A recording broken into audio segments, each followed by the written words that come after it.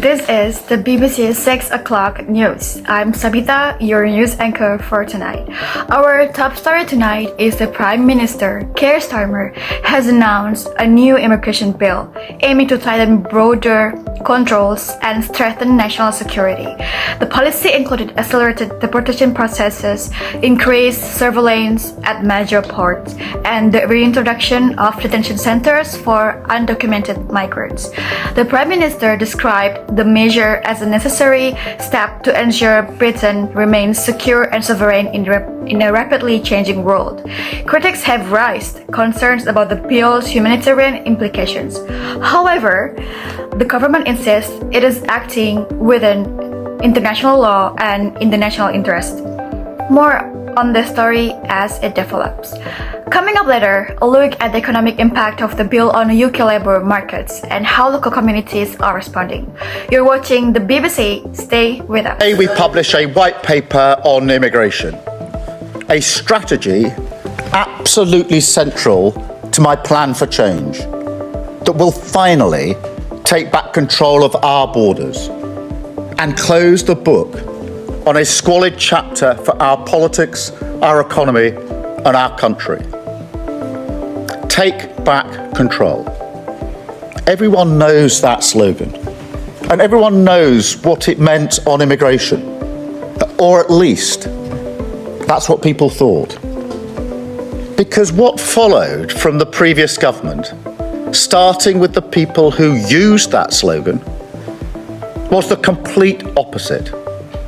Between 2019 and 2023, even as they were going round our country, telling people with a straight face that they would get immigration down, net migration quadrupled until in 2023 it reached nearly 1 million.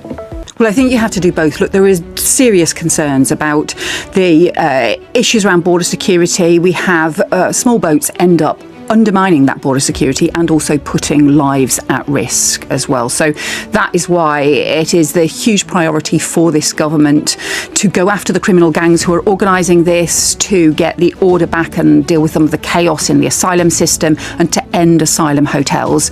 Alongside that, we also need to deal with the fact that net migration, legal migration, quadrupled in the space of just 4 years.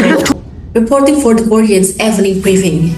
Tonight, we examine what many are calling a dark trend in British immigration policy. Prime Minister Keir Starmer has pushed forward legislation that will significantly tighten border enforcement and accelerate the removal of undocumented migrants.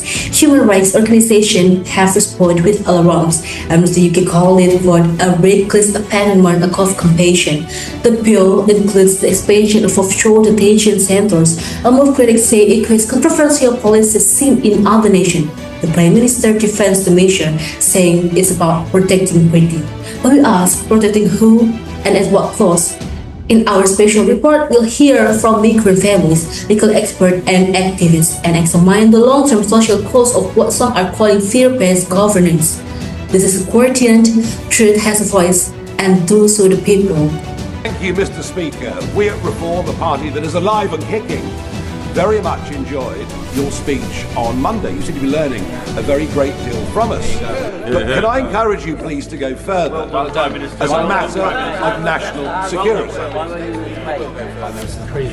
As a matter of national security. Over the weekend, an illegal immigrant from Iran, who we believe came by boat, was arrested in the north of England on serious charges of terrorism.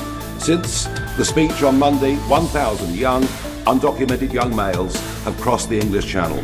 Does the Prime Minister agree? Now is the time to declare the situation in the English Channel as a national security emergency. It wasn't my speech, it was the Prime Minister's. Mr. Speaker, the situation is serious. The last government lost control of the borders. We are taking powers.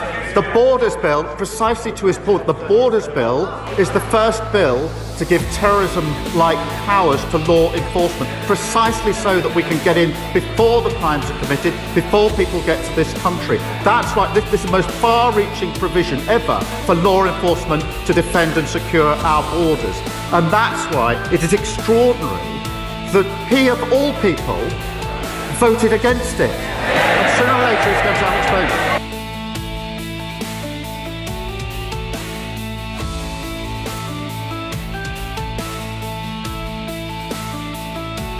Well, I think the BBC report was clear and informative. It helped me understand the government point of view. But don't you see the real problem?